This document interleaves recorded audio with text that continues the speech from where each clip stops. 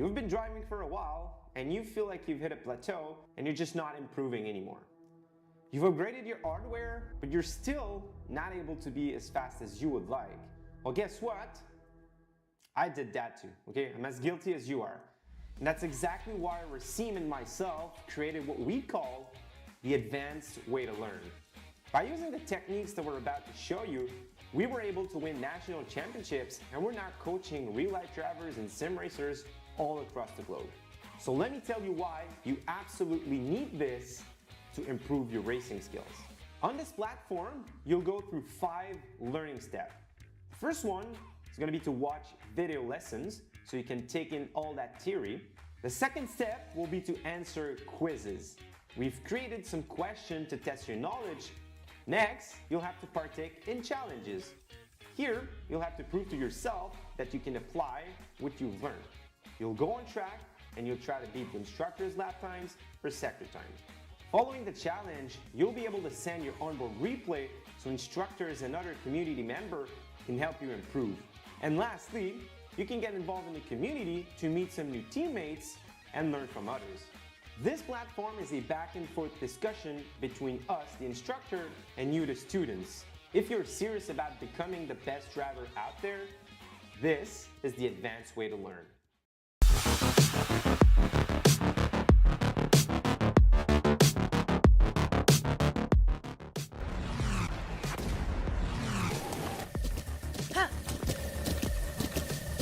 With the Butt Kicker Gamer 2, what you see and what you hear is what you feel. Butt Kicker.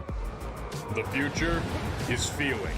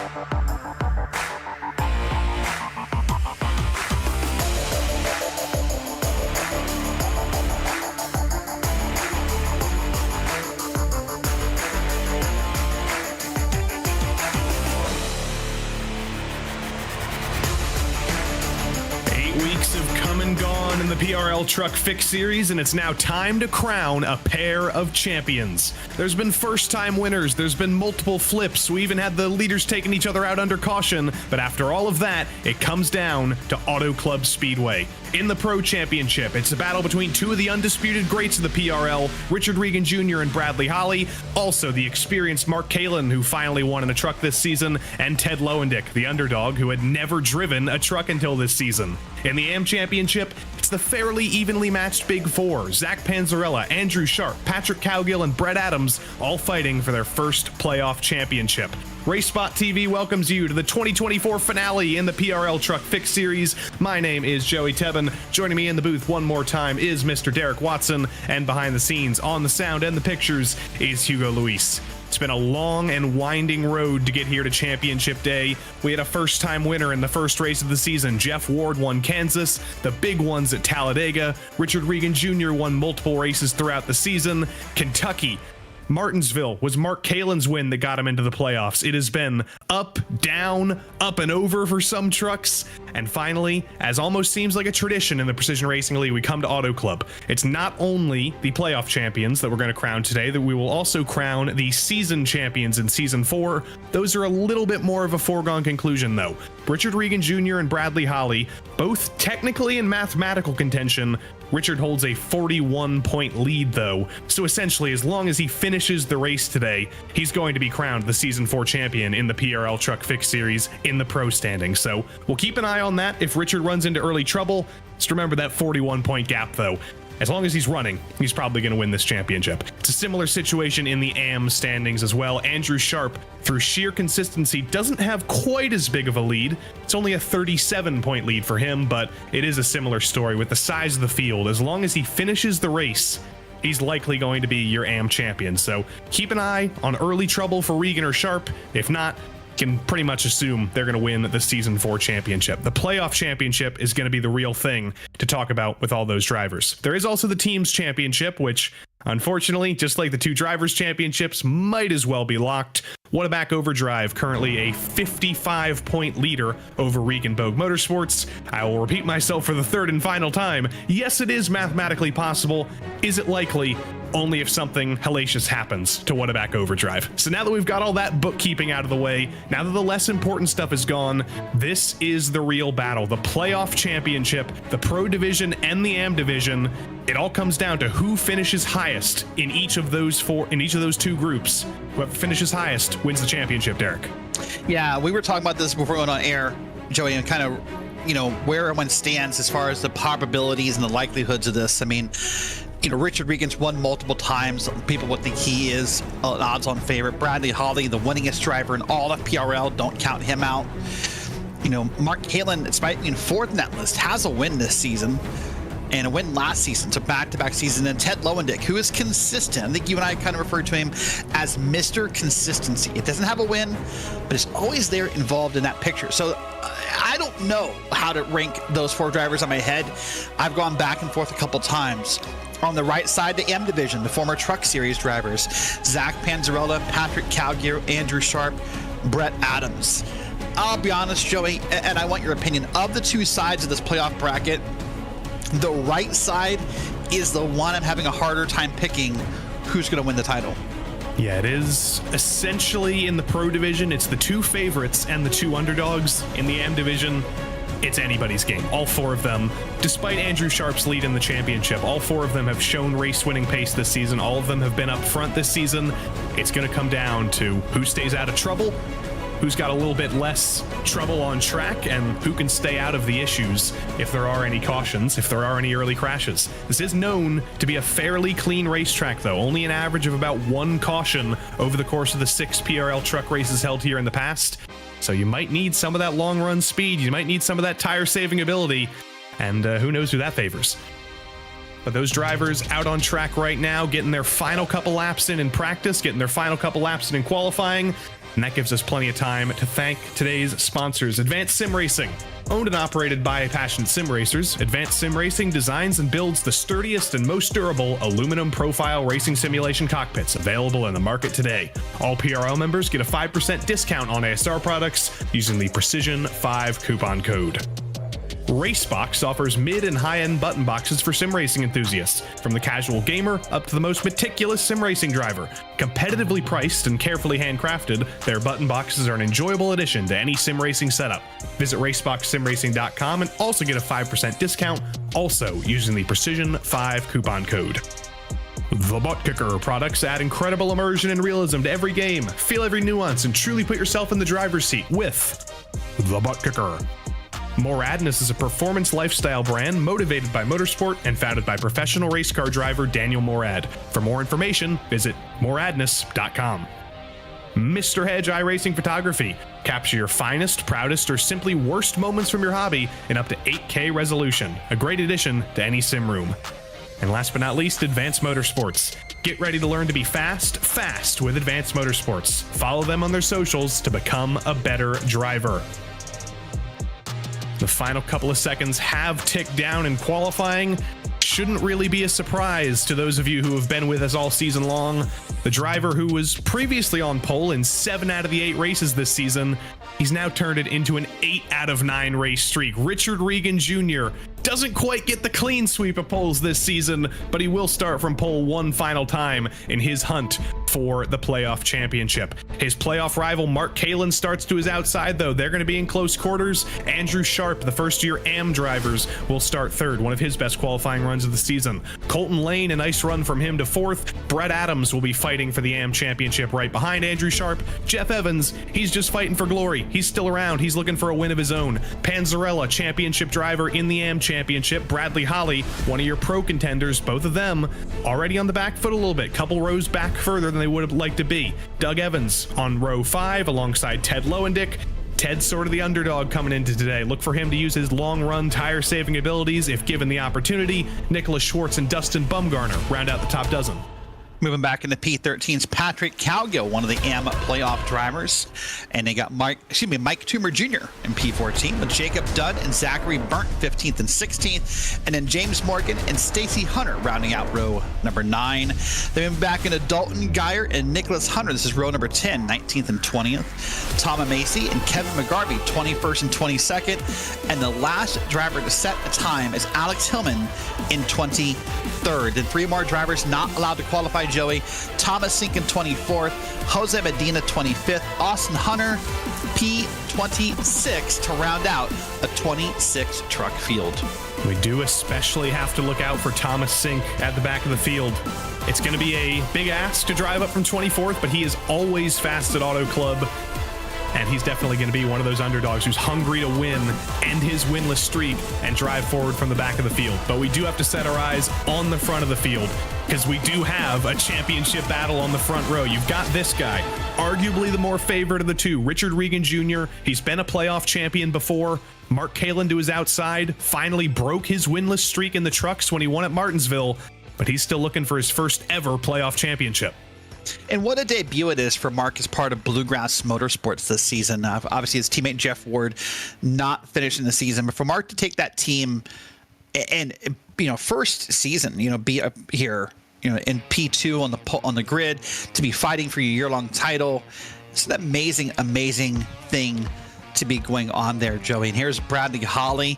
See, he's got kind of that pinkish purple. I don't know what color you want to call that tonight. And the reminds it means that's what color the truck is as well. And here's Ted Lowendick. I haven't seen Ted in a while on the cams. Yeah. There's Ted. Hey, you know what? I didn't think about this. Shane Van Gisbergen back bumper back there. That's new. Yep. Here's Andrew Sharp having a good time. Big smile always on Andrew's face. By the way, I didn't think about this. Do you think if Ted wins the playoffs, we're going to get a shoey? Absolutely. We haven't got a race win shoey. That's gonna happen. So fans of shoeys, start crossing your fingers for Ted Lowendick. But we are ready to go racing here in just a matter of moments. It's our final opening formation lap of the season, Derek.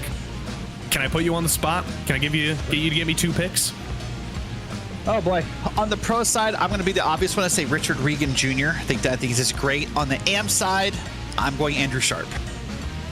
All right, the iRacing pace truck is going to pull onto pit road and leave a championship battle at the front of the field. Richard Regan Jr. and Mark Kalin, 2 of your championship 4 in the pro division, 2 of your championship 4 immediately behind them, and Andrew Sharp and Brett Adams. The green flag is in the hands of Barney the Flagman, and for one final time, we are racing in the PRL Truck Fixed Series this season. Richard Regan Jr. off to a typically good start, but he's got Kalin to his outside, getting a little bit of a push from his former teammate Colton Lane into turn 1 for the first time. The speeds rise.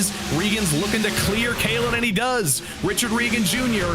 easily to the lead down the backstretch for the first time. Wow, look at all the movement behind him. The lane changing, the 2 wides, the 3 wides happening quickly here. This is the kind of race we're going to see all night long at Auto Club in these trucks, and it's not probably going to calm down. There's Jeff Evans up on the top of the track, rides up there against the wall, and comes out nicely. But you know, Joey, you said Regan got the jump, and he did, but I noticed that wasn't the typical Richard Regan jump. Market Catlin did a great job up front at really keeping pace as best he could with our leader. Jeff Evans in the 51 in sort of the hornet's nest in that magenta truck. He's not fighting for either of the championships. He's just fighting for his own, glory, fighting for another win today. As he gets to the inside of the 23 of Brett Adams, it is still so early on in the run that there's 2 different strategies going on here. Jeff is racing for his own race. Adams is trying to stay alive. And how do those 2 things merge as we're only on lap 2? Yeah, it's a great question. Of course, Adams racing for the AM Series title for the playoffs, so he wants to see what he can do. And I think this would be a question of who thinks this is going to go green, Joey. And if you think it's going to go green for a long time, conserving tires has to be a thought in your head at Auto Club. And I'll be honest with you, with how these trucks drive here, with how they draft, with how the momentum-based this track is, this will, in my mind, be one of the harder tracks in the schedule in this 9 weeks to conserve tires. Regan and Kalen have got the majority of the showtime early on as they did qualify in the front row, but Ted Lowendick and Bradley Holly, the other 2 of the Pro Championship 4, they're side by side, much deeper in the order than they would like, though. I think these are 2 drivers who are hoping we do have a long run. They're 2 of the best at saving their tires. Problem for them, the guy in the lead, Richard Regan Jr., is all pretty good, all fantastic at that as well. So how do you catch a guy who's 6 spots ahead of you, who's probably pulling the same strategy? Yeah, what they need to hope for realistically is that Mark Kalen could get up next to Richard and they can start racing side by side. That side by side battle will slow both these cars down and therefore would possibly create an opportunity for Lowendick and Holly to catch up here. But right now, Kalen and Regan are pulling back. Look at that. Andrew Sharp is right there in the battle. And he looks like he's closing that gap a little bit time by time, lap by lap. And in a moment here, he might be up to P2 in this race. Got a little bit of a breakaway. Adams did just get by Colton Lane, though, so the breakaway may come to an end soon, as long as they don't battle too hard for second. You'll see on the side of your screen, Championship 4 in each division will be highlighted. The blue drivers are your Pro Championship 4, the purple, the AMs, and here comes Mark Kalen, trying to go for the lead already on Richard Regan Jr., sends it to the inside into turn 3. Not quite going to get there this time, though. We'll have to slot back in line down the front stretch. Yeah, making the pass here on the inside is difficult, Joey, because the run you get by holding the outside, that massive speed difference you get by laying to the outside of a corner and kind of not having to get as much off the gas is pretty massive. So passing to the inside here will be difficult. It will be not impossible, but difficult to pull off at Auto Club. Look at those drivers in the backpack. See if they can keep themselves organized and considerate of each other. They're going to need to do that if they want to catch these front 3 in the breakaway. Adams and Lane not side by side to the back of your screen there. That tells you they're looking forward. They want to bring down this gap. It's going to be tough to do that, though. Ted Lowendick is not necessarily thinking about running single file to keep speed up. He's trying to make moves, as he has made the move on Jeff Evans. He's looking to make the move on his teammate Colton Lane now into turn 1. Look at this beautiful 2-mile facility that no longer exists, sadly. But look at the racing here. It's like we're almost like super speedway racing in a way. Look at this 2x2 drafting lines, people picking lanes, swapping lanes, making moves. Who knows what really is in the future for this racetrack, Joey? But it's really sad, in a way that this form doesn't exist. Already demolished is this track in a lot of ways. But when we watch this kind of racing, it makes you just kind of miss what we had before. And another secondary championship battle while Andrew Sharp and Brett Adams are doing battle in 3rd and 4th. Panzarella and Cowgill, the other 2 of the AM Championship 4, are a little bit mired in the field. Still fighting for the last spot in the top 10. They're still doing a good job, but if they want to fight for this championship, both of these guys are looking for a way forward, and unfortunately, they're just finding the doors of each other for now. Yeah, lots of that going on back here. You see Zachary Burnt in the 28 there in the green and yellow machine. Mike Toomer Jr. is back here. There's Patrick Cowgill, by the way. It's a new paint scheme for Patrick. Announced today that he is moving over to DDI, Daily Drivers Inc. in Season 1. He made that announcement by putting his new paint scheme on today. So already movements happening for Season 1, and we're not even done with Season 4. Yeah, we don't usually talk about the PRL silly season, but I welcome this development. Yeah, I think it's, listen, Patrick just said he loves Woodaback. He has no hard feelings. He just wants to go somewhere a little bit smaller of a team where he thinks he can be maybe more involved. And, so I welcome it. Good for him. He made a decision. So this will be ironically, his final drive, Joey, in Woodaback Racing final drive. I want to hear, where the Woodaback charters are going. I want to hear if Jeff Evans is actually going to be going. Is Jeff Evans going to Regan Bogue? I want to hear all the silly season stuff. I want to get PRL Bob Pockrass. I fully endorse this. Yeah, it's fun. It's a good time here. But there you see Jeff Evans, speaking of which, in that magenta style that I call it a T-Mobile pink. I don't know if you have a better name for it. It's magenta. Miracle Flow pink. Tracking up. Miracle Flow pink. There you go, tracking up there. And really, right now for Jeff's doing his best to hold on and get in line, squeeze in front there, right in front of Patrick Cowgill. And I must say, talking about pretty easy paint schemes to identify, directly in front of Jeff, doing a pretty good job, Dustin Bumgarner is actually in a paint scheme this week. He heard us talking last week about how he's been kind of under the radar this season. He's been driving a blank black truck. He's put a couple sponsors on that thing now and a couple of colors. He's got Titleist on there. Yeah, I don't know. In a way, I'm happy for him, but I'm kind of sad.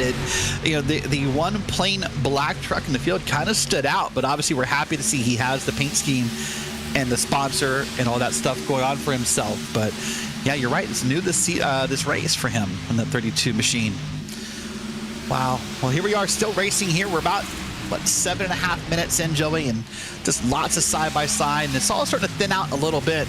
But this race up front, I'm kind of surprised in a way that Sharp hasn't made a move. Maybe they're all kind of quietly determined to pull away, and they've got a nice, comfortable gap of about 1 second over Brett Adams. But I'm surprised Sharp hasn't made a move to get around Mark Kalin. Well, let's think about Andrew Sharp while we're riding on board with him. Not just because he's wearing glasses. This is a very smart guy. And I wonder, is he thinking, I probably don't have the raw pace of Richard Regan Jr., probably can't pass him on track. So is Sharp already thinking potentially about getting to the front of this race another way? Is he saving fuel right now, third in line, saving tires a little bit? So when that pit stop inevitably comes, if he's only a couple of tenths behind Regan and Kalin, that is very easily overcomeable, invent a word, in a short pit stop.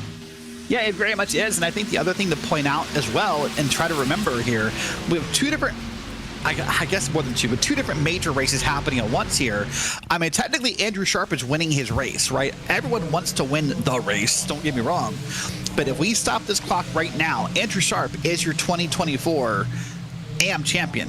He doesn't need to pass Mark Kalin or Richard Regan to make that happen. So trouble for Brett Adams and Bradley Holly. Sorry, Derek, we're seeing them both fall down the order. Two championship drivers, one AM and one Pro. Did not see what happened between these two on the front stretch. On the back stretch, no caution is going to fly. But two of your championship contenders are out of the draft and nearly out of this race as Holly's going to push Adams to get them both back up to speed.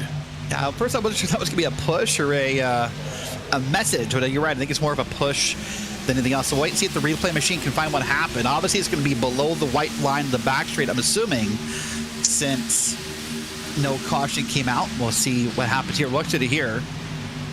Adams on the outside, Holly on the inside. Holly gets into the quarter of Brett Adams, turns him.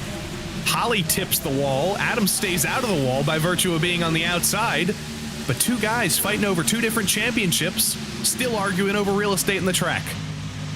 Dude, the more amazing story there with respect to the title is how Bradley Holly avoided that wall. I thought for sure there was a wall collision. And maybe he scuffed it, maybe he nicked it, but I thought for sure Bradley Holly was going to paint that wall. And I'm impressed by both drivers right there. But that's going to be a big implication, taking both down the field. Wow, we'll see. I mean, without a caution coming out, those two, I believe, there's no way they're not, out of this race as far as the playoffs are concerned. Yeah, if this stays green, that is unfortunately the end of their story. Patrick Cowgill getting a little bit high. Gets into the wall, getting to the outside of Bumgarner. Panzarella going to get to the inside of Cowgill. It'll be 3 wide down the front stretch. There was quite a bit of wiggling there, quite a bit of near trouble. But Zach Panzarella with a 3 wide move is going to make the position and make the move on Patrick Cowgill. Yeah, and ironically, these two are teammates next season, and they almost took each other both out of the playoffs in those big wiggles right there. But here you go, Zach Panzarella, Patrick Cowgill is going to join up there with Dalton Geyer and others over at DDI. So wait and see how that forms out. There's Dustin Bumgarner in the back of that shot, but you know, Joey, you said it right there. This race is typically green when PRL comes here. It's like a caution of like 1.2 caution laps or 1.2 cautions per race is what we face here, and this is why it gets spread out. You know, there's multiple groups here. No one's trying to run one another over, and this is maybe the best racing we've seen all season in some ways. And this is only the beginning. This is only what, lap 17 of this race. If we go green all the way, we're at an estimated 87 laps right now. We are going to see long runs, and this is a track where there's so many places to pass. There's multiple grooves. The long runs open this place up, and it is going to be a test of who can keep those tires underneath them, who can master this older surface. This may only be 17 laps into this race. We may be seeing side-by-side right here, but you're only going to be seeing more of that as drivers up front who lose their tires fall off, and some of the guys in the back start to drive forward. Yeah, and some drivers are already beginning to think, by the way, Joey, because I believe that this race stays green. Oh, Cowgill into Bumgarner, saves it. But that was Bumgarner around the outside of Cowgill. Cowgill trying to wash back up to get the side draft and got a little bit too close for comfort there. Dude, don't pull the Jim Nantz announcer jinx on me. I almost got that bad right there. But I was going to say, if this stays green, this is likely a 3-stop race. We're only about 7 minutes from your first round of pit stops for most of these drivers. So some drivers are already beginning to think, you know, where do I want to be in line? Do I want to push it further or not push it further? Those things are already coming into mind because this track loves to eat some tires. This track, one of the things about this track, Joey, when we watch it from this camera angle, it looks smooth. It looks easy and calm. But I guarantee you, as someone who's raced on this track, it is bumpy as could be. It is like being on an old wooden roller coaster going around this track.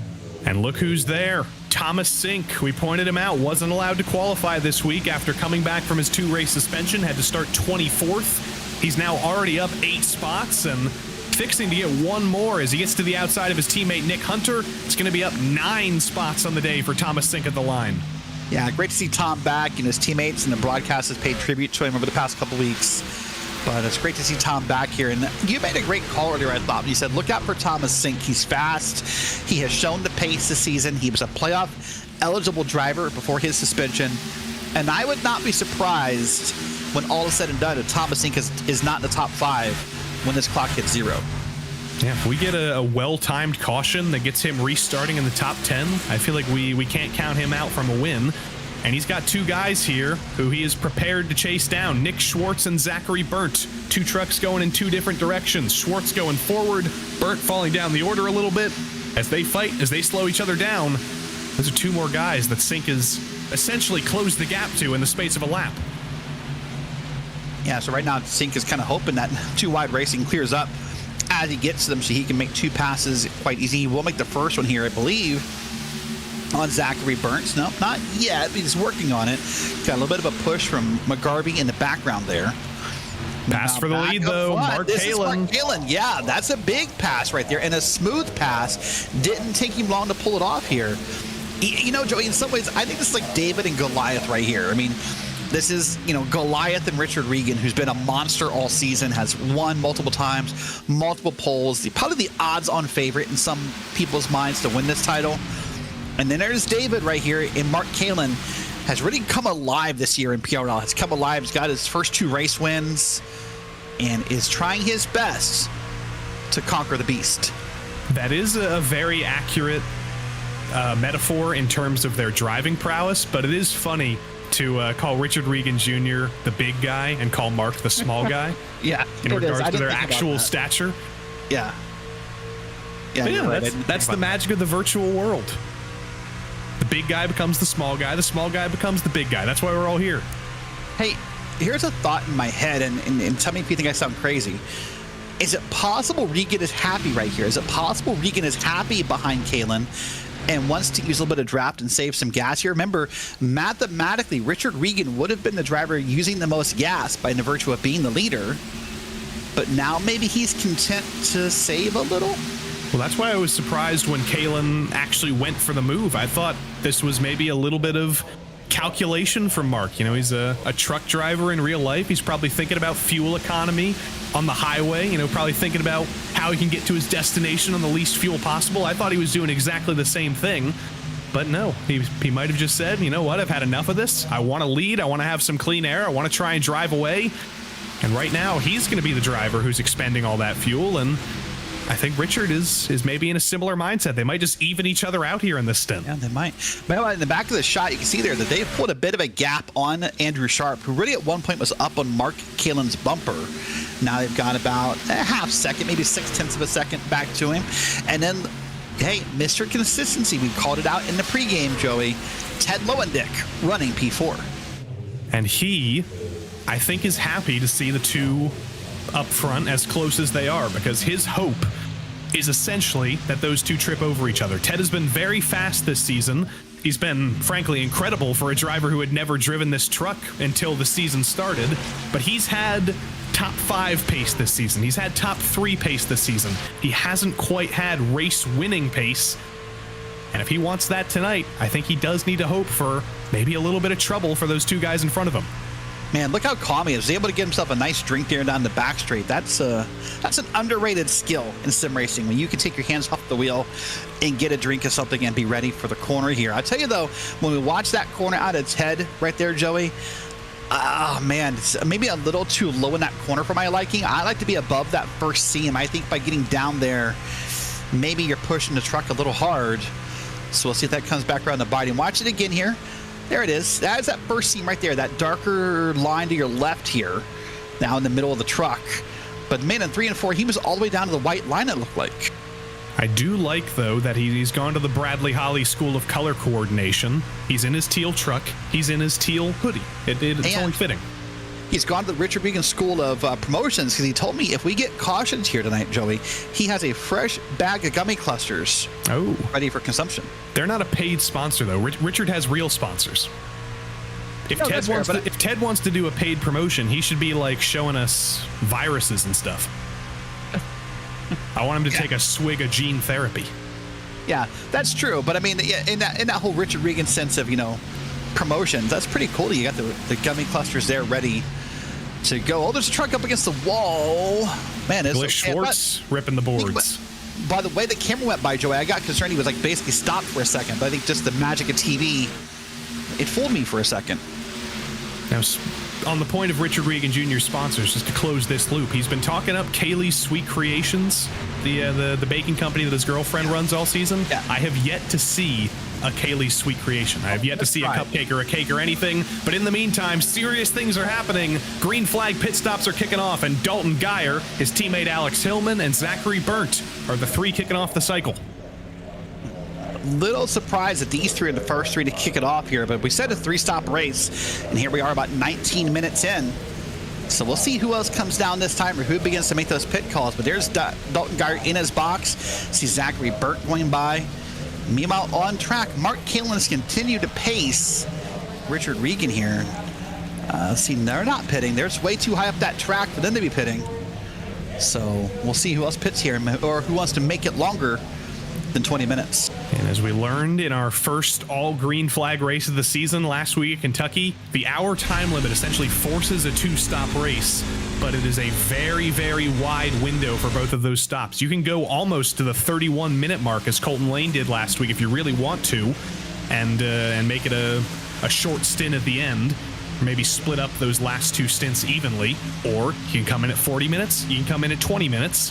It is a wide open window, and these drivers have to think about strategy in a way that they haven't had to think about it in this truck series in a very long time.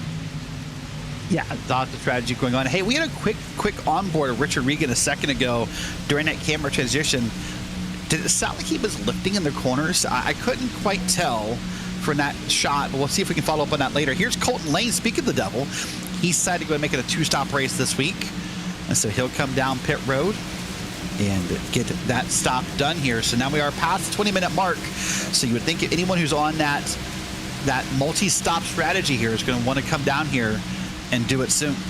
The real question between the two leaders, I think, is who comes down first, because the tire fall off, we can already see, we've already got data coming in, I think has been fairly noticeable. Right now, Mark Kalin, your leader's running a 42.1. His fastest lap earlier in the race, a 40.2. So those guys who just pitted, Dalton Geyer, Bradley Holly, Zachary Burnt, for example, they're running nearly 2 seconds a lap faster than these guys. And as Ted Lowendick makes the move on Andrew Sharp for third, there's only 0.2 separating the front two. There's only a 1.5 seconds separating the entirety of the top four. That is going to be a big gain if you can pull off the undercut. But who's going to be the first of these top four to bite? Ted Lowendick's too busy fighting with Andrew Sharp to think about pitting right now. Yeah, and listen, and by the way, big shout to Andrew Sharp running in P3. This is another track on the list of tracks Andrew has not raced. This is his first race here tonight. And hold on, here's your second place car. That's Richard Regan down. He's got the speed. He's good there. And he'll come down pit road. So he's the first one to bite. Let's see now if that undercut overcut comes into play. That was a little bit worrisome. He was getting a little bit squirrely on the brakes, so I'm glad to hear that he has reached pit speed. I'm glad to hear that he's okay. He's got the Evans family behind him, Jeff and Doug. And I imagine in a lap's time, we'll see Richard in the lead of this race, but this is going to be a critical moment. I'll keep track of his pit stop time. You'll see it on the side of your screen as well. As Mark Kalin continues to circulate, he's staying out for one lap longer. Does he come in now to cover Richard? You can already tell midway through the corner, yes, he is. Can Mark get it slowed down to pit speed, though? Gets a little bit of a wobble, a little bit of a wiggle. Much cleaner pit entry for him, though. And now we watch the blend. Richard Regan Jr., 14.3 seconds in the box. A total of 43 seconds on pit road. Watch the numbers now for Mark Kalin. Yeah, we can see what the whole pit delta is and what the pit stop times are, and that'll be a big storyteller here. Richard probably picked up a 10th or two on that sketchier pit entry. Sometimes that's the way you got to do it. And here's Mark in the box, and man, that's a slower entry in the box. That might be a big moment right there, Joey, because that was kind of a slow crawl to get that truck settled. Clock's ticking. 9 seconds, 10 seconds, 11 seconds.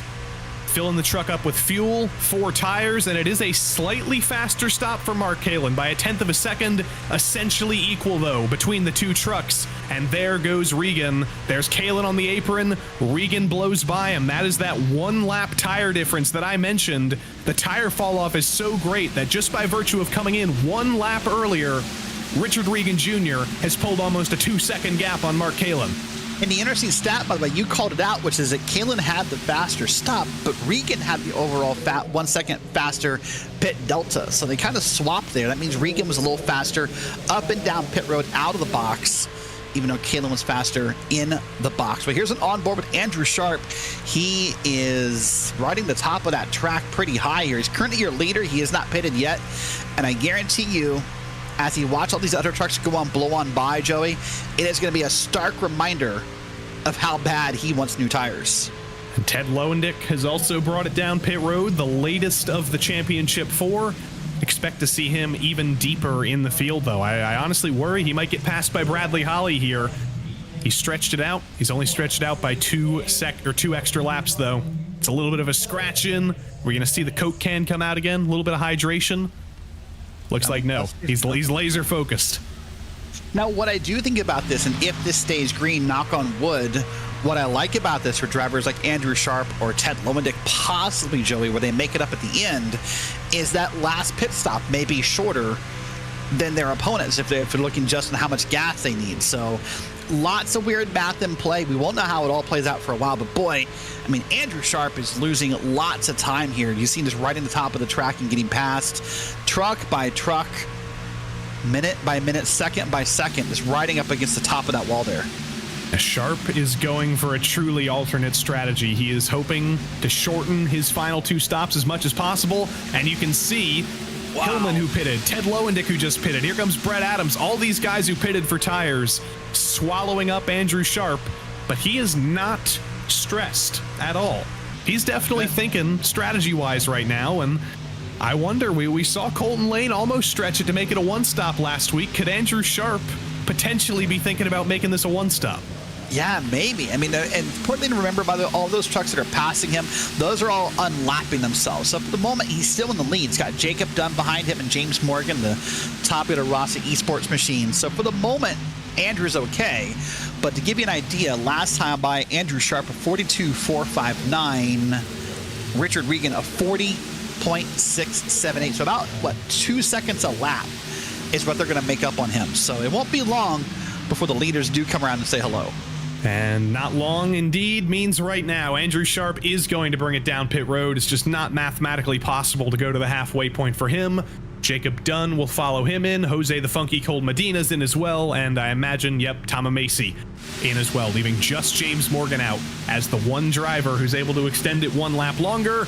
Doug Evans is in trouble, and it looks like he may have pounded the wall on the backstretch. I see a little bit of toe on the inside of that truck, and that is not driving well. No, typically if the driver's volunteering to go into the grass, that means something is wrong. And see if we can keep it off the track. That's our next important question. Is if he gets it up on the track, we may have a yellow flag come out here for an undrivable truck. Be right, he's going to come around, so that's unfortunate for him. There's the 54 now down low. There's Doug Evans. He got caught up with Zachary Burnt and made contact. I didn't get the number on that second truck, Joey. It was a darker truck, but wow, big moment there for Doug Evans. Yeah, I think that was one of the DDI trucks who was luckily able to stay out of trouble. That is unfortunate. Doug Evans had sort of an anonymous season, unfortunately, but looking forward to seeing him back next season. One of the longtime truckers, always identifiable in the bright green truck, and always one to look out for on the super speedways. Look forward to seeing Doug Evans back next season. Look forward to seeing a little bit of three wide here right now as Brett Adams and Zach Panzarella, they're both battling for potential access to the AM Championship. Right now, they're in second and third. Patrick Cowgill, who pitted earlier than anybody, is actually the leader in the AM standings right now. Andrew Sharp, by virtue of waiting this long to make his pit stop, is in kind of a distant fourth of the championship four. He'll be chasing these guys down, though, seeing if he can use those new tires to his advantage. Yeah, we'll see what comes that move made by Andrew Sharp and what he can do with it. Here's McGarvey now and Brett Adams in your picture. And we'll see if they can get lined up here and make a moment happen. Overall, right now, this is the battle for P12 and 13 on the track. See there on the left side of your ticker, and both these drivers, well, Brett Adams at least is in that purple, indicating he's an AM playoff driver. And Kevin McGarvey, another one of those drivers who isn't in playoff contention anymore, isn't in championship contention anymore, but he's shown up a lot this season. He's had some solid results. He's been in the top 10. And when we go back next season to a combined series where it'll be pros and AMs together, he won't just be fighting for an AM championship. I would not be surprised to see Kevin McGarvey in the top 10 of the standings at the end of next season. Yeah, it's going to be fun to see when that season kicks off just after the new year, is when those races will all come back here live on RaceSpotTV. And here's Bradley Holly, the 184. He's still running pretty well, Joey. I was really scared, even though he didn't really smack the wall. I was kind of scared and worried to see what kind of impact was going to come on that truck after that contact he had earlier, but seems to be okay. No big issues to speak of that we can tell from Bradley Holly. Problem with Holly, though, is while he looks like he's competing with Ted Lowendick, you can see just through that run through 3 and 4, Ted Lowendick is on 6 lap fresher tires than Holly. Holly came in earlier than any of his Championship 4 competitors, and he's already feeling the effects of it. Those tires are already starting to fall off. He had to throw a little bit of a Hail Mary at everything to try and get back in contention, but I think things are now regressing to the mean, and Holly is already starting to fall back into the clutches of Thomas Sink now for P9. In the past and other races outside the trucks, we've seen Brad show the emotions of frustration when things aren't perfect. And now I start to think to myself, if I'm Bradley Holly, how do you let go of what happened earlier? How do you let go of that moment with Brett Adams where you made contact and you probably in your mind threw away your race? And if you don't let go of that, if you don't find a way to get that out of your head, if you don't find a way to reconcile with what happened, it's going to eat at you. And in that eating at you will likely, possibly cause these things to get worse in the next 30 minutes. Ted Lowendick and Patrick Cowgill going at it for position. Not battling in the same championship. Ted in the Pro Championship 4, Brad in the Am Championship 4. But more importantly, Ted's on 4-lap fresher tires, so into turn 3, he's going to blow by Patrick Cowgill in the reciprocal number. The 13 gets by the 31 and sets his eyes forward on Colton Lane. Yeah, and it's fun to see Patrick up here. Patrick told me earlier, he said, hey, statistically, this is a great racetrack for me. Statistically, I should do well here tonight. However, he told me very bluntly, he's concerned because he's known to burn up some tires.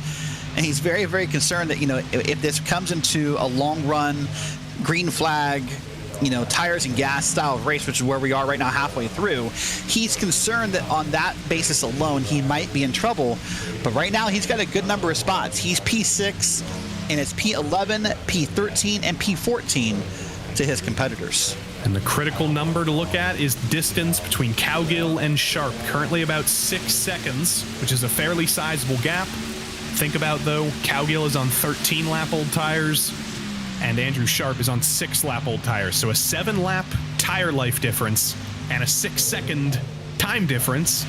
That's what Andrew Sharp has to make up here if he wants to catch Patrick Cowgill and get back into the lead of this championship. He's got bigger things to worry about, though, as Brett Adams and Kevin McGarvey, 2 AM drivers, they're side by side in front of Sharp and holding him up.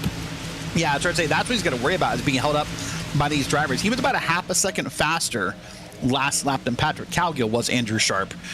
But now he's got the single file run here with those trucks up top, so he might be able to make this happen. He's going to dig down in the corner all the way to the white line. Let's see how he tracks it out here. I think he's going to clear the 23. He is going to clear the 23. Right job there, clearing Brett Adams, and gets a great run here. Now he's got about 3 seconds of clean air up to Zach Panzarelli. He's got to hope that Adams isn't able to send a salvo into turn 1, and he's not able to. Adams falls by the wayside, and Sharp sets his eyes forward. Thomas Sink has just gotten by Dalton Geyer as well. Keeping track of that story all race long. We mentioned Thomas Sink was on the precipice of the top 10 about 10 minutes ago. He's now up to 8th, legitimately, and he very well could be in 7th here in a couple of moments as Holly starts to fall off. Thomas Sink is not out of the question for driving from 24th to the top 5 today. No, not out of question at all. I think everyone sort of thought that was possibly the biggest, I'm going to call it a long bet of the night, but something we all kind of thought could happen in that moment. So I'm happy to see Thomas Sink back here in that classic 48 machine, the black and orange, and racing alongside with us. I am still stunned, Joey. I know I said I thought the first seam in the corners was the way to go, but lots of drivers are hugging that white line here in this race. Behind him, there's Dalton Geyer. And then behind him, I believe to be Nicholas Hunter back there. So lots of names still out here. Listen, we're in the finale race, Joey, in PRL, and we got 25 trucks on this track. And if you want to make that grid even bigger next season, at the start of the season, we had nearly 40 trucks on track. Signups are now open for every PRL series, and we're always looking for new names. You've got guys like Nick Hunter, who we ride on board here, who's literally been around forever. Brett Adams has been around for a while, but think about the names we've introduced in recent seasons. Jacob Dunn, Dalton Geyer, Ted Lowendick moving over to the oval side. There's always an opportunity for a new driver to make their name in this series, and signups are all open. We'd love to see you. Yep. So returning drivers this week, returning drivers only until Sunday, and then Sunday it opens to everybody for any of the leagues. And by the way, Joey, next season, the PRL Cup Series on Sundays, moving to an 8 p.m. Eastern start. They're hoping to attract a few new drivers with that starting time, so we'll see how that goes. But signups open for returning members this week, and everyone starting Sunday morning. And as we revealed a couple of weeks ago, the official announcement, the Truck Fixed Series will be a single class. There will be no Pro-Am split. That was kind of a patchwork that had to be done this season with the way the series were split into the Grand National Series and the Truck Series in the first 3 seasons of this year. But next year, all trucks on the same track, fighting for the same positions, and fighting for just one race win and one championship. Should be very good to see. Looking forward to seeing a full field of both pros and AMs fighting for the same positions as Ted Lowendick gets by Jeff Evans. It's now 3 Championship 4 drivers in the top 3. Yeah, great job by Ted to get around here. He's got a bit of a gap to make up, about 3 seconds up to the second place of Mark Kalin, and 3.5 seconds up to Richard Regan Jr. So yeah, I mean, Ted told me he felt he was the biggest underdog of the championship 4 on the pro side, and in a way, I guess I agree with that, Joey. He's the one without a win, you know. But you and I talked pre-race, and I don't want to be negative towards anyone. I debated if Ted was the underdog. Yes, he has no wins, but I mean, consistency-wise, Ted pointed his way into the playoffs. I don't know if he's the biggest underdog. I mean, right now, you know, we can hindsight's 2020. Right now, 36 minutes into this race, unfortunately, Bradley Holly is really the underdog. He is desperate for a caution, and he is in an unfortunate position here of his teammate who's just coming back from a 2-race suspension, who's on much fresher tires.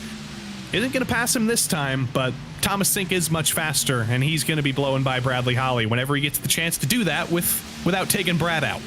Yeah, I suspect there's still maybe a little bit of damage on that truck. If Bradley Holly he would love to get fixed under a yellow flag that he just didn't think was worth the time under green.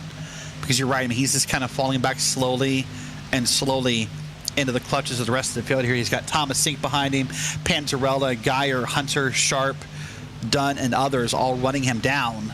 By the way, there's Andrew Sharp making that move on the bottom. Remember, he's the story to track here because he pitted so much later than his opponents. Trying to see what comes of him in that wiggle right there. If he got bumped in the back or if he just got loose, but that was a scary moment there for Andrew Sharp. That was difficult. He was trying to clear Dalton Geyer, but Geyer was having some internet troubles. He was blinking in and out of existence. Sharp did clear him. He did find where he actually was, but that did get a little bit more dicey than I think he would have liked. And now he can look forward at the one truck he wanted to pass. Zach Panzarella is immediately ahead, and before we even get to turn 1, Sharp is essentially already past him. Andrew Sharp's up to second, and now there's only 1.5 seconds up to Patrick Cowgill.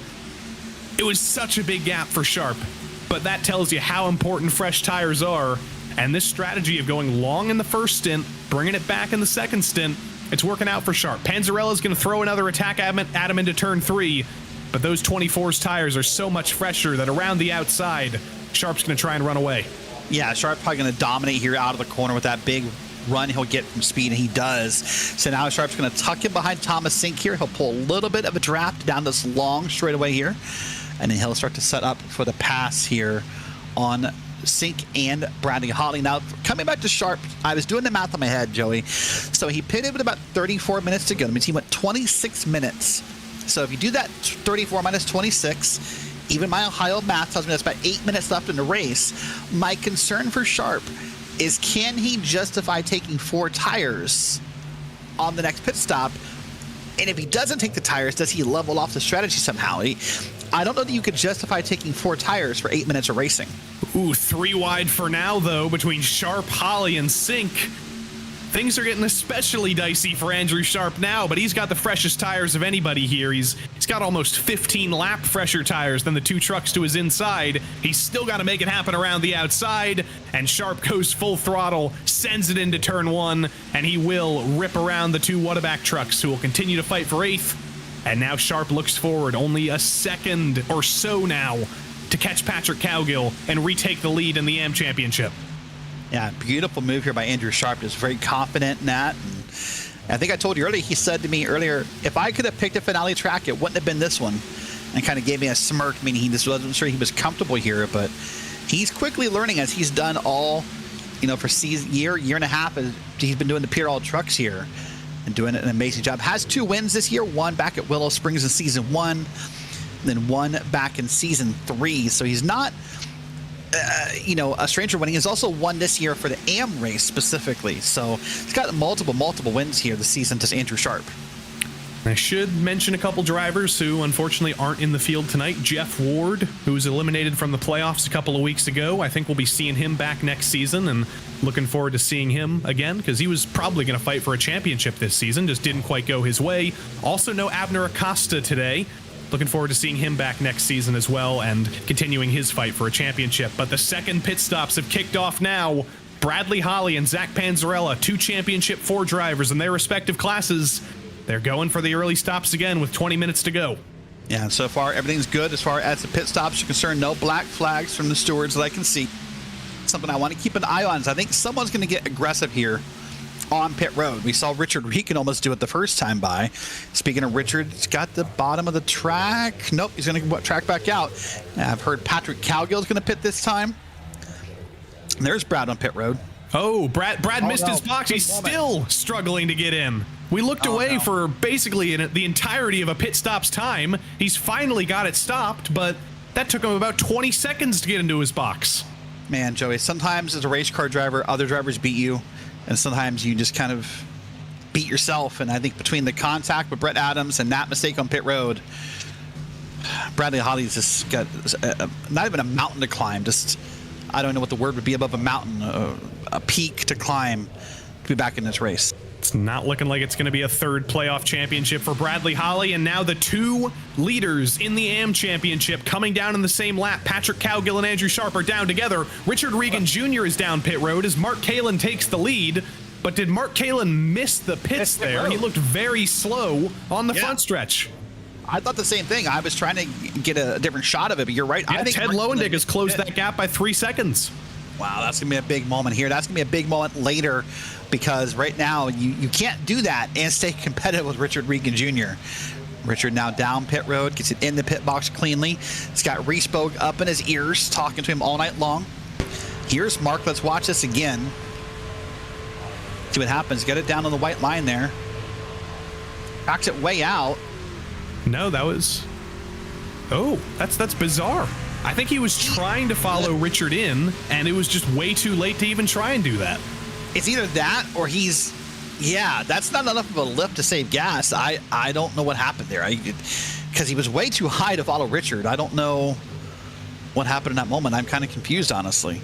I think that was a little bit of a brain fart from Mark. Tried to cover off Richard because he saw the big gap that formed the last time he came in one lap later, and just wasn't physically possible. So now Mark has to think other strategies now. What do I do? He's going to stay out even longer. He's going to be with Ted Lowendick and try and pull that gap as big as they can. As here's Zach Panzarella making the move on Brett Adams, or at least attempting to. Your championship 4 in the AM division are all together on track now. Andrew Sharp didn't have a great pit stop. He's in 4th. Patrick Cowgill did have a good pit stop. He maintains the lead, but all 4 of them are on the same shot right now. This is the battle for the AM championship. Remember, this is for now, because right now Sharp will outlast all 3 of these drivers in front of him on the pit stops. So he will be the last one of these to pit. So Sharp pitted on lap 58. Meanwhile, so we'll see there what's going to happen. And everyone pitted together, actually. Sorry I said that. I thought they would outlast him. Do we miss an Andrew Sharp pit stop, Joey? Andrew Sharp came down the same lap as Patrick Cowgill, and Adams and Panzarella only came in a few laps before that. But the yellow flies. We've gone caution-free for 43 minutes. And the yellow flies for the first time as Mark Kalin leads this race. And critically, Richard Regan Jr. has got back onto the lead lap. Everybody behind him is 1 lap down, though. They'll have to get waved around. The big question, though, what brought out that caution? And this is going to shake everything up after we learn that. Wow, sorry. In my head, I'm processing. You're right. I watched the Andrew Sharp pit stop happen live, and I think I said it, but it didn't process to me in the moment what he was doing because we were caught up in other stories. But now the story is that Mark Kalin kind of got saved, Joey. That sounds really more negative than I want. Watch this when that happens. Alex Hillman involved. Stacey Hunter gets turned into the wall. Dustin Bumgarner as well.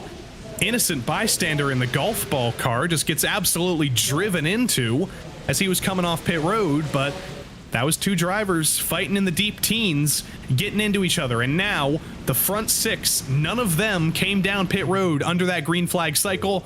And now Mark Kalin, Ted Lowendick, 2 of your championship 4 have been given a gift. What does Richard Regan Jr. do, though? He will take the lead if he stays out here. He has been out for 3 laps, though. He's worn a little bit into those tires. Does he take track position, or does he come down and take fresh tires with the rest of his competitors? We're waiting to see, but we can see now Richard stayed out. But Ted Lowendick, more critically, has got a black flag for an unsafe pit entry. And Mark Kalin has missed his stall as well. It's under caution, so that mistake's not going to be as heavily punished. But Ted Lowendick gets a penalty on pit road entry. Wow. And now it's been cleared. False alarm. Yeah, I was going to say, yeah, I didn't see the black flag anymore, so it must have been fixed. But I'm still stuck on the fact that Mark Kalin kind of got saved. And that's not meant to be a critical, Joey, but he missed pit road about 4 laps ago and would have been well behind had he had to have pitted under green. So big moment here, big moment for Lowendick, big moment for lots of people in this moment here. I'm so confused by the developing stories and just overwhelmed by them. A lot happened in the past 4 minutes.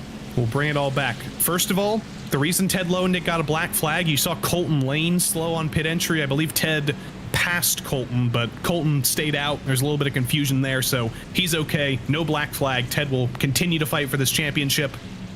Richard Regan Jr., though, came down pit road under green, was able to get himself back onto the lead lap by virtue of just having fresher tires, so he was saved by that. In the meantime, here's what happened to Ted on pit entry. See Kalin coming down. That's Colton Lane in the 60.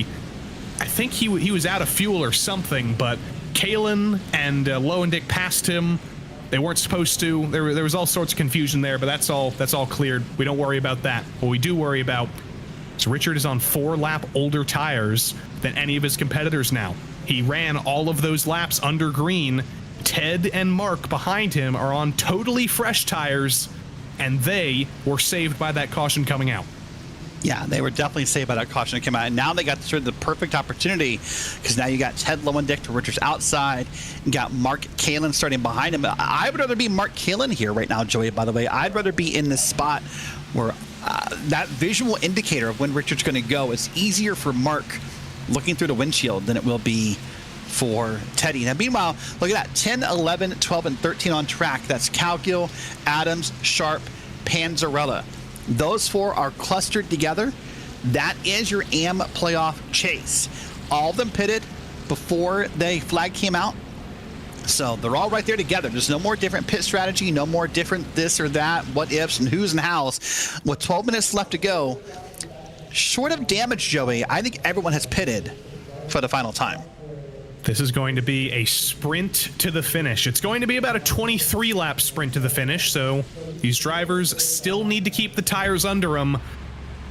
But wow, after 8 races, not even just after 8 races, after 36 races this year, it's all going to come down to one final stint. The iRacing pace truck pulls onto pit road, and Richard Regan Jr. will lead the field back to green and hope to hang on. Ted Lowendick and Mark Kalin immediately behind him. Both have slightly fresher tires after being given the golden goose after the caution came out to save them. Now can they keep Richard company and, more critically, pass him for the lead here?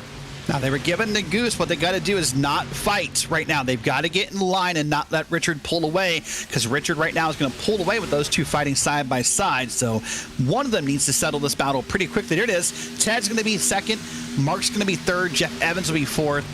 And that was Jacob Dunn up in 4th. Sorry, that's a purple and not the magenta. That's Jeff Evans on the bottom. And we'll see how this turns out. On the bottom of your screen, this is the AMs right now. That's Patrick Cowgill. To the inside is Zachary Burnt. See Andrew Sharp in the background, and it's Brett Adams in the background there with the glare beating off the truck. So 2 different playoff battles coming down to 11.5 minutes to go. And Cowgill is trying to get himself a little bit of a margin. You can see him fighting with Zachary Burnt in the bottom screen. That is for position. It is not for the championship. More importantly, though, up on the top of your screen, it's been an excellent run off of turn 2. And Ted Lowendick, the underdog of the championship 4, gets to the inside of Richard Regan Jr. It's not going to be the lead just yet. Regan hangs tough on the outside, but Ted's on those fresher tires, and he's already showing he can attack for this championship. Now Ted's going to get some help from behind here. A little bit of a push, a little bit of a draft from Mark Kalin. This may help Ted into the corner, but Mark's going to now move up in the corner and try to ride behind Regan. Now it's side by side they'll go. Again, Ted digs in deep. And again, Regan's just going to power the outside, Joey. Regan hanging tough. Those tires are older. That doesn't mean they're that much older, though. They're only 4 laps older, so they can still fight. There is an actual bump from Kalin to the back of Lowendick, though. He's trying to make sure they can keep them both in contention. Regan's going to hang on, though, for the moment. Lowendick's going to slot into second. Mark Kalin now does have Jacob Dunn to worry about. Dunn's not fighting for a championship, but how much would he love to take his first win ever in the PRL? He's got the speed. He's got the tires. Dunn's going to keep going for it, and he's going to throw it into the wall. He's not going for it anymore. No, he does not. Man, in a way, I'm kind of glad Dunn. The championship 4 are so glad as well. He's not there anymore.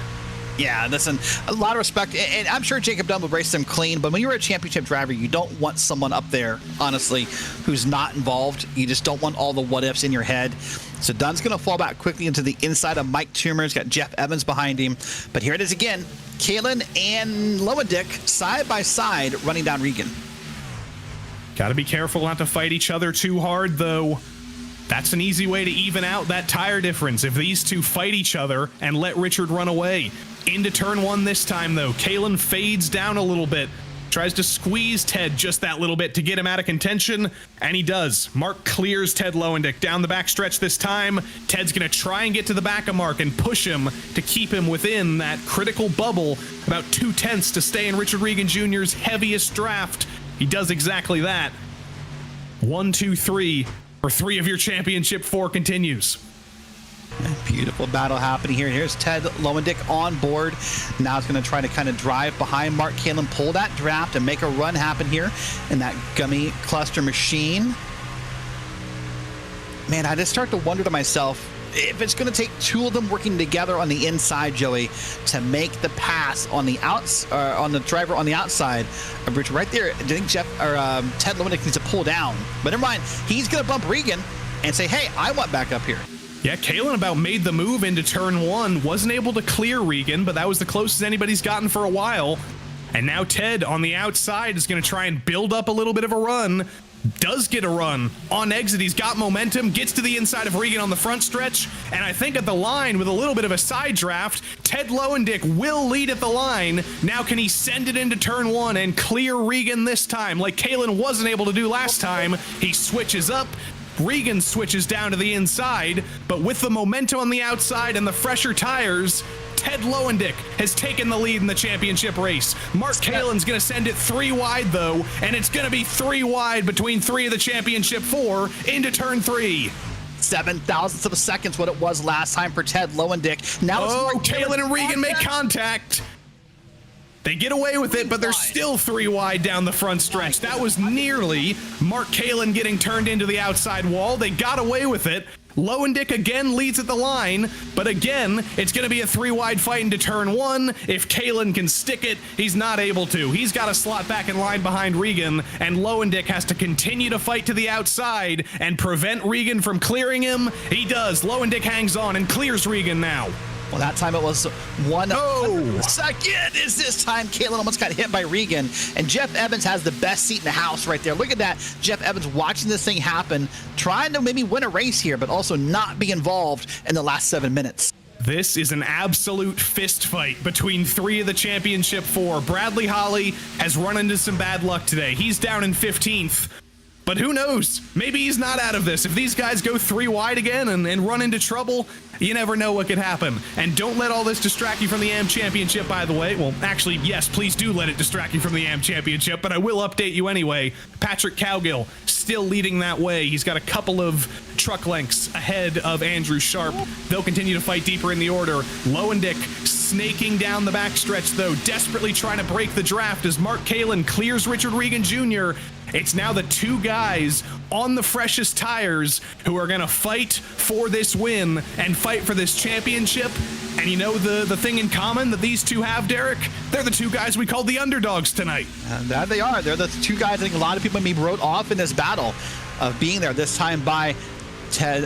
Ted now has over almost 2/10 of a second on Mark Kalin, so that gap is growing lap by lap. And here comes Mark, now trying to dig it in deep and get up behind here. He's looking right at the back of Theodore Jr. and trying to plot a move with a little more than 5 minutes left here. And so here's when Ted snaked that draft that one time, Joey. I got nervous thinking maybe Ted had snapped the car or the truck loose, but I think you're right. He was trying to snake the draft. Apparently he didn't get any benefit, though, as he didn't do it again. And a tale of these two past winners on ovals. Ted Lowendick has one oval win in the PRL. He won at Rockingham last season in a Grand National car, a place where tire saving is of the utmost importance. Mark Kalin sends it to the inside. He's not able to make it happen this time, but Mark Kalin also won on an oval for the first time last season. That was at Michigan, a very similar track to Auto Club. And he won again at Martinsville in a truck in a little bit of a crazier race this season. But both of these guys have proven they can be successful on big tracks and tracks that require tire saving. And now they're both fighting for only their second or third wins each on an oval. And Richard Regan Jr., who's won nearly 100 of these things, he's getting swallowed up by two guys who aren't even fighting for the championship. And he's got to be confused right now, does Richard Regan. He told me he put in over 1,600 laps of practice at Auto Club. Himself, Reese Bogue, Trent Dinkle are out here all practicing, helping him get ready for this race. And he's falling back quick here.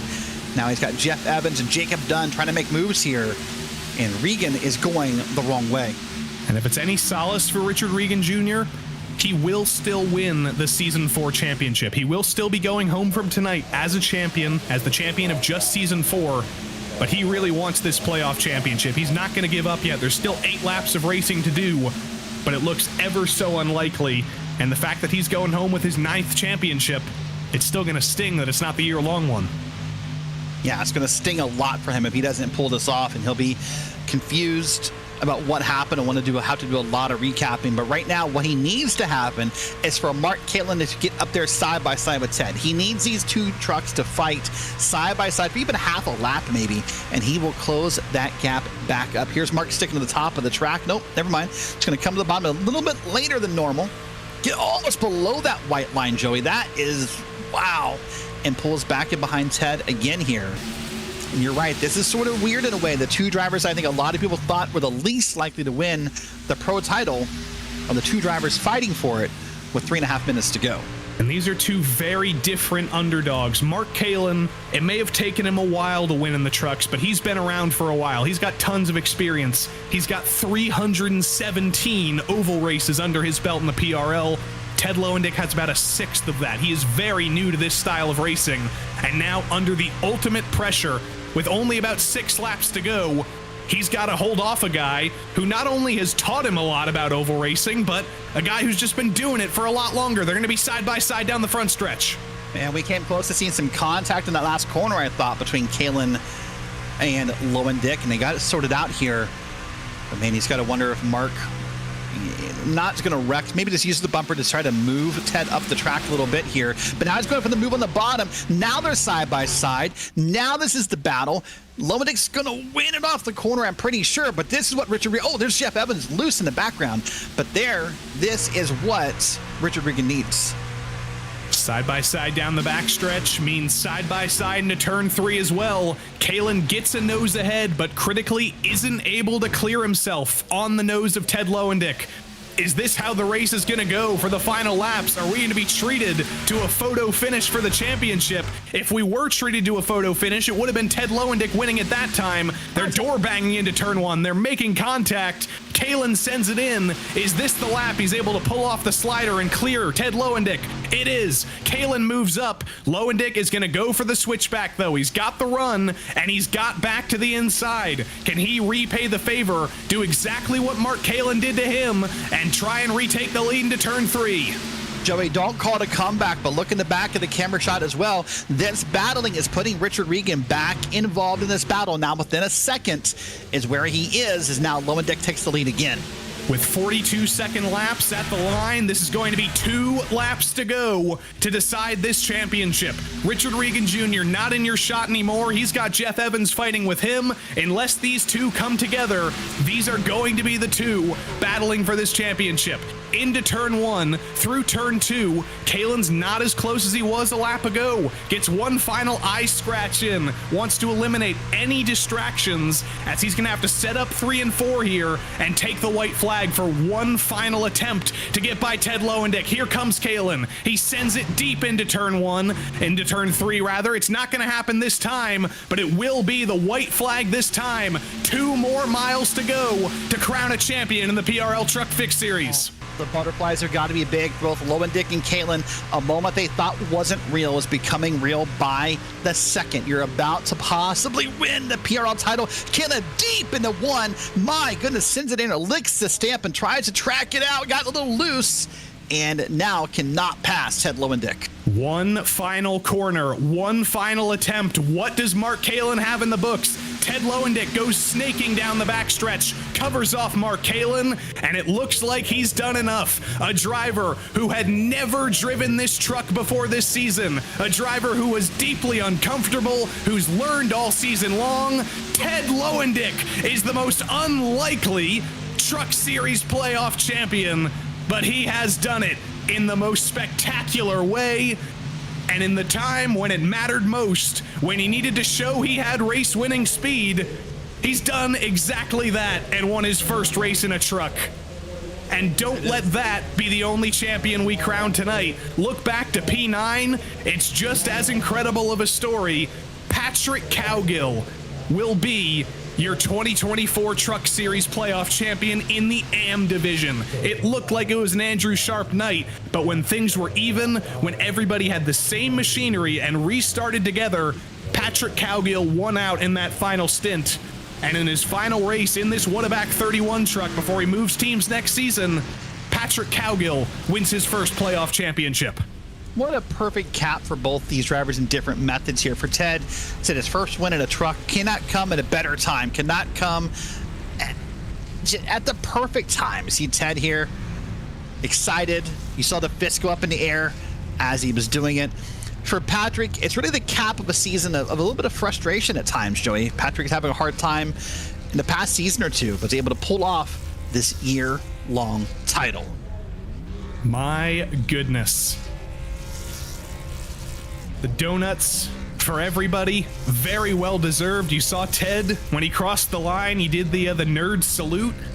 I have a feeling we might have to have him find a shoe in the next couple of minutes. So we'll. I think that's exactly what he's doing. He's taking the headset off. I think Ted's going to find a shoe and find something to pour in it. Got to eat the nerds to power himself up, though.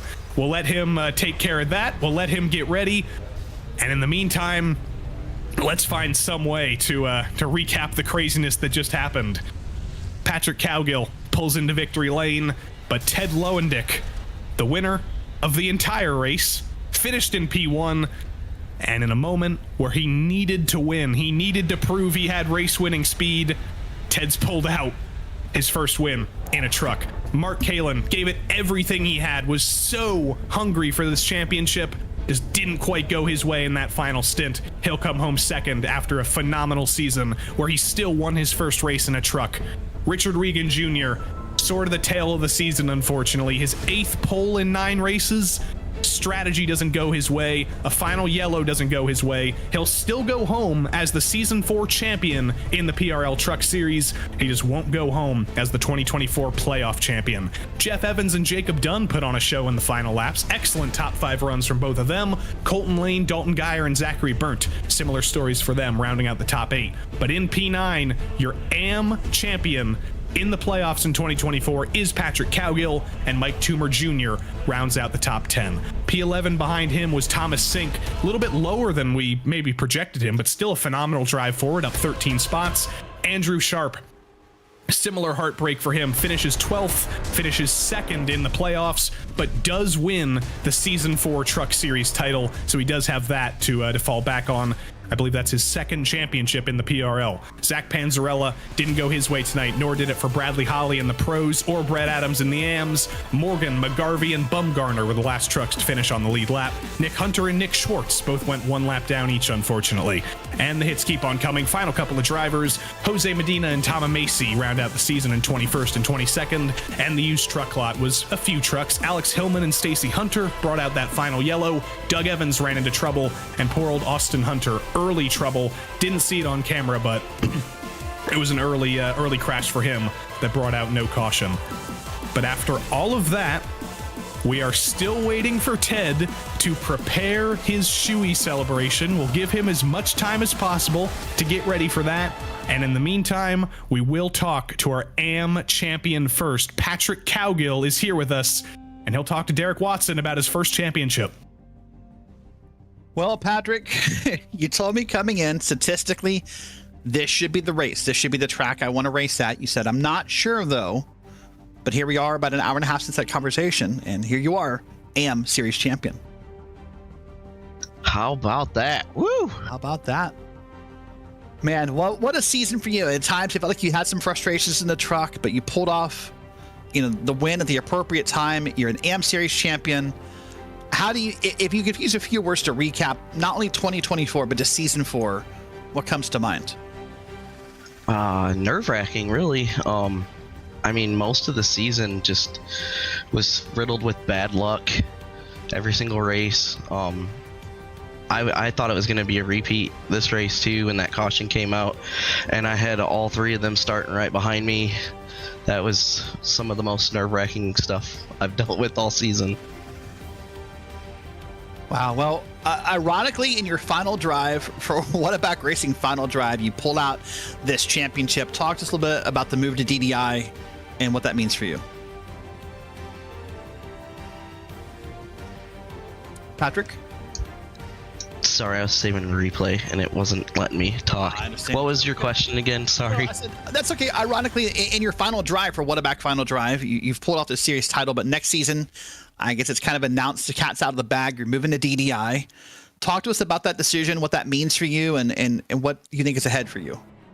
I think one of the biggest parts of it is just the Whataback team has gotten so big, and I mean, they've taught me a lot, granted, but I just kind of felt like maybe I could help other teams and stuff with all the things that Whataback has taught me, and so I felt moving to DDI would be a good move, and plus me and Zach have been doing really good at working together all year, so I feel like it's a great fit for me. All right, well, before we talk about next season, again, congrats on this season. Congrats on this year. Patrick Cowgill is your 2024 AM Series champion. Thank you, guys. Big stuff. Congrats again, and we'll see you soon, okay? Patrick Cowgill. Not actually his first PRL championship. I should specify his first playoff championship. He did win the season championship in season 1. I know he'll pick that out if I don't specify that. But that was Patrick, and we do have our pro champion of 2024, Ted Lowendick, with Theo Jr. here as well. What's up, guys? Hey, buddy, Dad's a champion. I don't think he can believe it, and the real question is, can you believe it? No, I can't. That caution came out, and I was like, oh no. And then I had to get a black flag cleared because of a weird thing, and we thought I was going to be put to the end of the longest line, and thankfully iRacing didn't do that, and we were able to have a great 3-way fight there for the championship at the end. And hey, buddy, what do you think? Yeah, you don't know anything. Anyway, here we go, guys. Here we go. Can you make a little one with baby formula as well? Oh, I was hoping this was gonna be out of the baby shoe, honestly.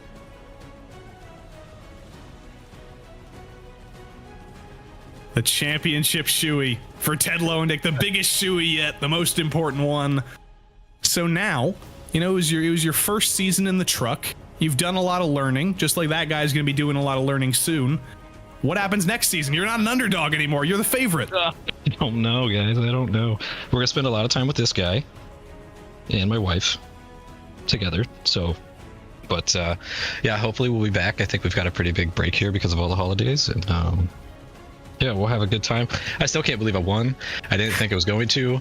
I stayed out the first stint thinking that was going to work, and then when I only got within 2.7 seconds, I went, this didn't work. And then the caution came out, and I was very confused. But yeah, that was fun.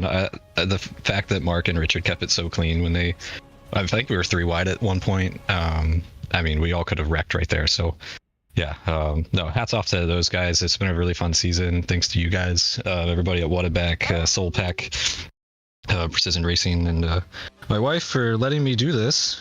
She's off camera right now, trying to not laugh. But tell her to say hi. They want you to say hi. I feel like I can see the shaking of the head from here. All right, Ted, we'll let you go. Congrats on the championship, and we look forward to seeing you doing it again next year. Thanks, guys. And bye to Theo as well. Your champion of the PRL Trucks in 2024, Ted Lowendick, and the baby dad as well. But after all that happiness, unfortunately, we do have to take a slight step down. And Mark Kalin, who came up just short by only a couple of tenths, he's talking to Derek. Mark, holy crap! What a race! What a season! What a year! This is like the emergence of Mark Kalin this year. Like, I know it's a P2 and it's not the Pro Series title, but who are you? Like, what happened this year? Did you get like some Captain America super serum, or what happened to make Mark Kalin come alive this year? As soon as I figure that out, I will let you know, Derek, because I have no freaking clue. I think a lot of it has to do with my patience and aggressiveness on track, just trying to tone that down a little bit. And a lot of it has to do with the tire saving. I think I've just jumped leaps and bounds the last couple seasons in being able to save my tires. And I think I showed really tonight with me following Richard on that first run. And going toe-to-toe with them. So yeah, it's not the win, not the championship, although I think I was the faster truck at the end there. It's just so damn hard to pass. So credit to Ted, he deserved it. Drove his absolute rear end off, and I don't want to take anything away from him because he was quick all night too, but God, I really felt just that close, man. That close. That close indeed. Well, there was a big talk this season, pardon me, about the move from Grand Nationals to trucks. Do you think it benefited you? Yes and no. I really like the way that the Xfinity cars kind of are yawed out a little bit in the corners, kind of more of a loose setup, if you might. But the trucks definitely run, they seem to a little bit tighter, to where the rear end doesn't step out as much. I think, honestly, it didn't really make a huge difference to me, because I just stepped back into the trucks, as you saw, and I was a contender pretty much a good chunk of the season, so at least for top fives anyways. But it was just, I don't know. It's just, I guess something clicked and I just ran with it. Well, listen, it's been a pleasure watching you race all of 2024. I'm going to ask, but I know the answer. Of course, you're coming back for 2025. I don't know. Yes, I am. Right. Yeah, I'm going to ask, Joey and I hinted we love the silly season stuff, which has never really been a thing in PRL. Can you tell us now, is Bluegrass expanding in 2025? That is yet to be determined. I don't have any official news about that yet. I'd like to see it grow, but honestly, it really hasn't been discussed. So as soon as I know something, I'll pass it along to you guys, and hopefully next year in 2025 we'll see that Bluegrass Motorsports championship. All right, well, buddy, listen, it's been a pleasure, as I said. Thank you for everything, and we'll see you soon. I appreciate it, Derek. And real quick, I just want to give a shout out to all my family and friends watching on RaceSpotTV, Bluegrass Motorsports, for letting me join the team this season. Shout out to my teammate Jeff Ward, who hasn't been here the last couple weeks, but he's, I think, looking forward to next season as well.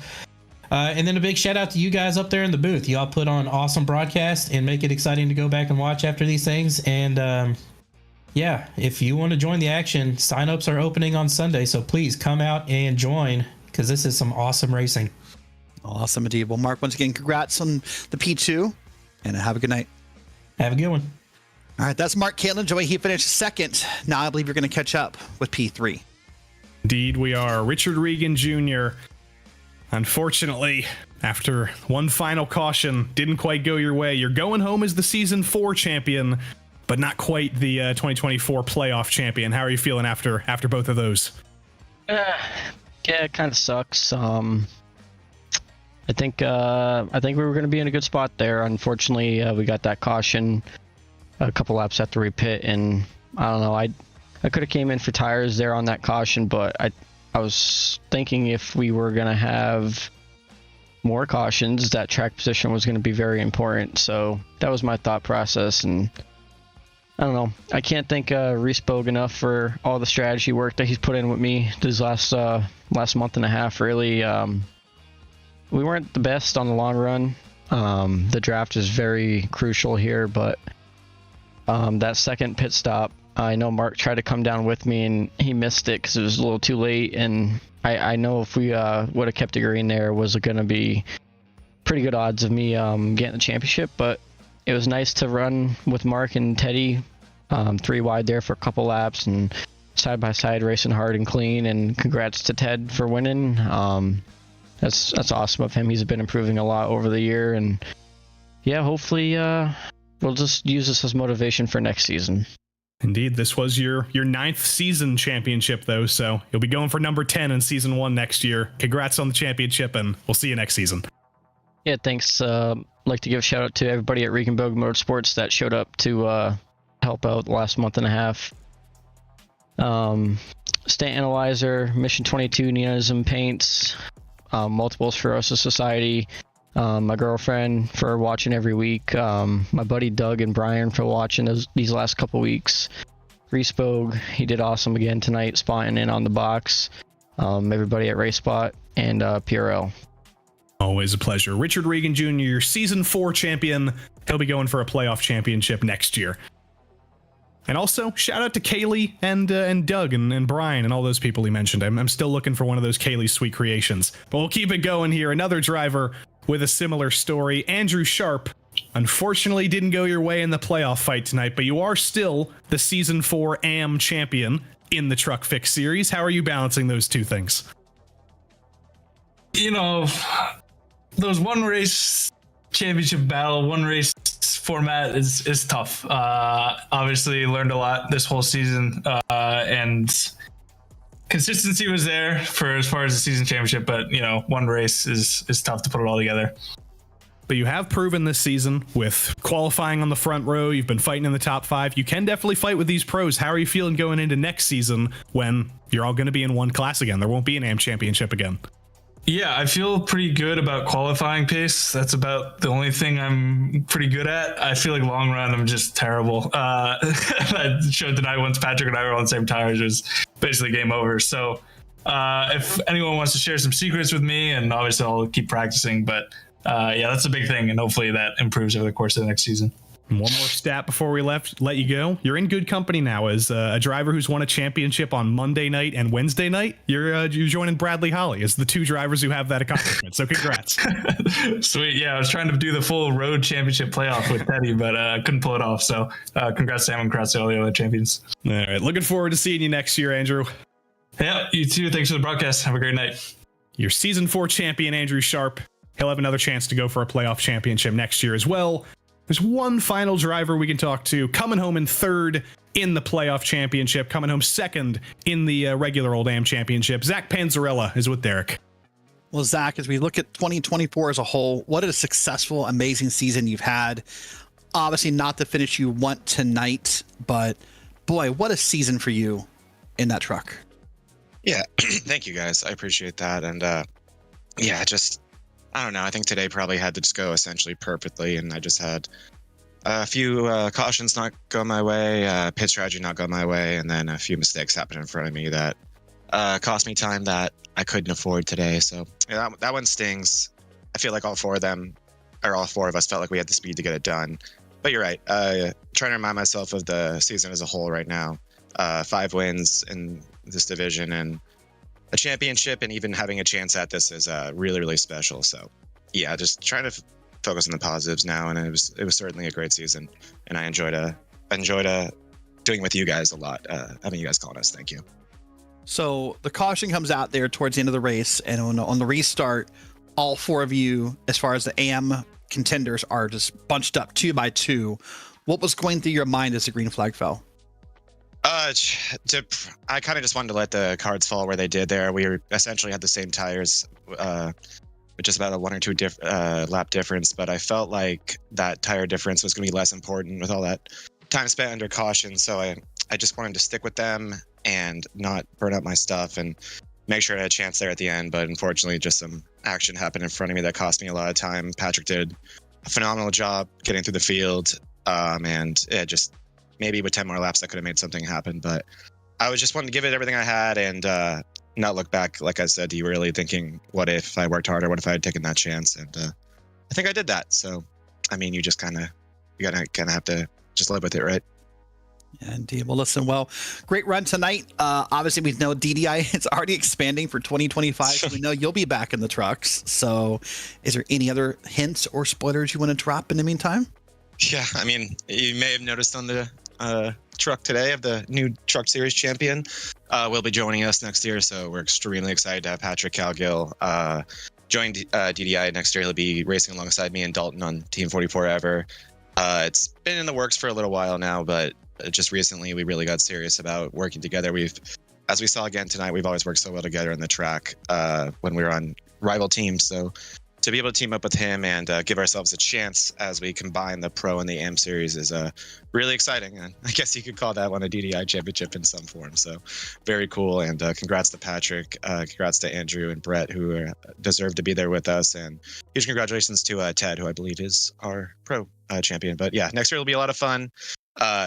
Who knows if and when I'll ever get to talk to you guys again with only one division, but I'm going to get everything I have, and I hope to come back a better driver next season. All right, Zach. Well, listen, great run tonight in that DDI machine, and we'll see you next year. Thank you, guys, and thank you for all the hard work all year. Thank you to my team, and appreciate everything, and thank you to PRL. We'll try to get next year. All right, we'll see you soon. That's Zach Panzarella finishing out a round of interviews there. Joey, think about it right now. This is the last PRL Truck Series race until 2025 on the calendar, and darn it, we couldn't have gone out a better way. Indeed, exciting moments. 4 champions, technically. Ted Lowendick is your PRL Wednesday night champion of the year. Andrew Sharp, the same in the AM division. And then in our 2 Season 4 championships for just this season, Richard Regan Jr. with a very deserved 9th championship in his PRL career. Andrew Sharp goes home with his 2nd championship. He got 1 in the GR86 series, and he's now got 1 in the Truck Series. So we thank you for joining us all season long. We will go on a little bit of a break for a couple of weeks, but the PRL will be back strong in 2025, and we've still got 1 more champion to crown tomorrow on Thursday night in the GTP GT3 series. There will be 2 champions there for that matter, so we hope that you'll join us then. We hope you'll join us next year. But for now, I've been Joey Tebben. Derek Watson's been Derek Watson. Our producer has been Hugo Luis, and also shout out to Ramiro Augustine Cisneros, Josh Lee, and Mr. Justin Prince for that matter. Until we see you next time, so long.